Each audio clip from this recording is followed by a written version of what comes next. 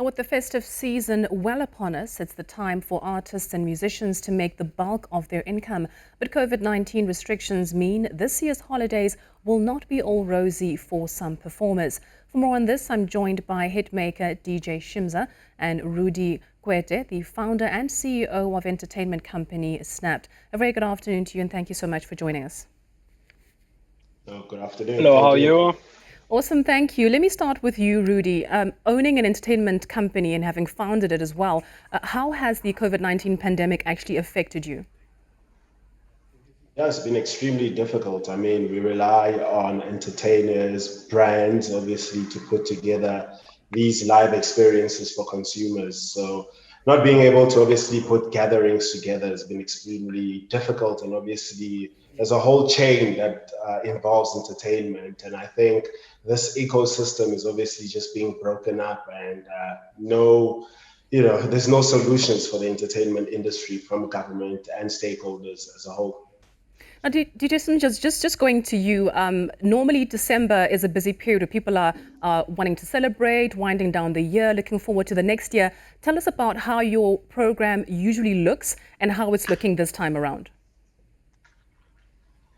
I won't lie, man. It's quite different, because we normally used to this being the festive and festival season, where it's outdoor events, it's hot, and we've got thousands of people in front of us, and we're doing all those shows, But there's close to none, this year. There's no festival.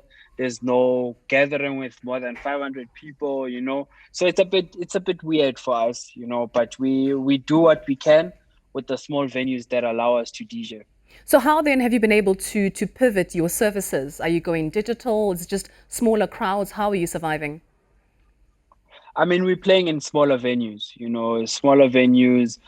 bars, pubs, restaurants, and we're just trying to make sure that we also play a part in making sure that people don't really become reckless, in making sure that millions of people gather together, So it's up to us to also make sure that the promoters are going according to the rules of the law, so that we can jointly work together in curbing this thing.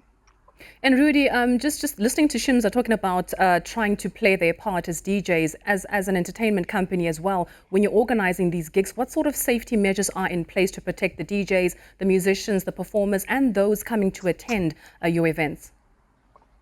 I think it's very important. The rules in terms of putting together a gig, I think has always been strict. Health and safety is always top priority. I think now more than ever, you want to ensure your health officers are ensuring that people coming into the venues are safe. You're also hosting gigs in places where there's enough space for people to move around. So it's very, very important to have a safety officer on site that is there, checking. But I think we're also playing a digital role now. So having screens that tell people's temperatures as they move around, having sanitation areas, it makes that experience just more safer. And I think consumers also feel safer to go out to these areas, because I think that's where we're obviously having a challenge where, sending people out where they don't feel safe becomes an extreme problem. I know Shimza always does the one-man show, an event that takes more than 20,000 people. So how do you mitigate those risks when you put out a show like that? In these times, it's obviously way different from what we would have done before. And just considering, Rudy, the reduction in income, you mentioned that government hasn't really helped much. There was some funds set aside, for assistance for, artists, musicians, actors and actresses and so on. Did that filter down to your industry? Did it filter down to your specific company and those that you work with? My answer would be no. I don't think we qualified from government's point of view.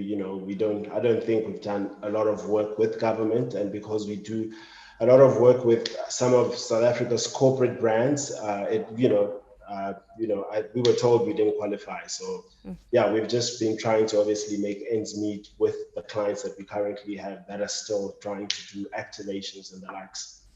And DJ Shimza, how does this make you feel, like not being considered by government, considering that you actually do contribute towards the economy because people have to book out big venues? When you have large crowds, you actually generate some sort of income that contributes towards the GDP. And then when a pandemic hits, you're not considered when it comes to assistance, financial assistance.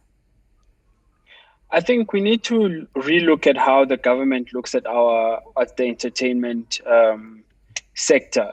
I think they think because it's entertainment for them, it's not other people's livelihood.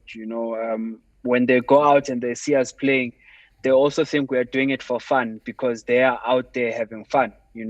So we really need to sit back and look at how their approach is. We get the less budget when these things are happening.